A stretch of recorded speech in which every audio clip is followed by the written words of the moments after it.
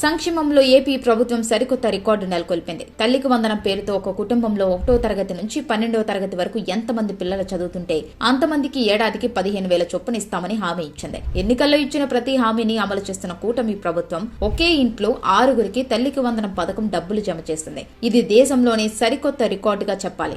దేశంలో ఏ పార్టీ చేయనంతగా సంక్షేమ పథకాలను అమలు చేస్తోంది కూటమి ప్రభుత్వం. తల్లికి వందనం ద్వారా చదువుకోవాలని ఆకాంక్ష ఉన్న, ఆర్థిక ఇబ్బందులున్న పేద కుటుంబాలకు వెన్నుదన్నుగా నిలుస్తోంది. ఈమెకు 6గురు సంతానం. అందరినీ చదివించాలని తపన పడేది. నాణ్యమైన విద్య అందించడానికి చాలా అవస్థలు పడాల్సి వచ్చేది. పిల్లల చదువుల కోసం ఆమె అప్పులు చేయాల్సి వచ్చేది. తల్లికి వందనం పథకం పుణ్యమా అని 6గురికి 78,000 బ్యాంకులో జమ అయ్యాయి. దీంతో తమ కుటుంబానికి ఊరట కలిగించిందని ఆమె సీఎం చంద్రబాబుకు, మంత్రి లోకేష్ గారికి కృతజ్ఞతలు తెలిపింది. ఇలాంటి కుటుంబాలు ఏపీలో చాలా ఉన్నాయి. తల్లికి వందనం పథకం అమలుతో కూటమి ప్రభుత్వం పట్ల ప్రజల్లో సూపర్ రెస్పాన్స్ రావడంతో ఏం చేయాలో తెలియక వైసీపీ నేతలు కంగారు పడుతున్నారు.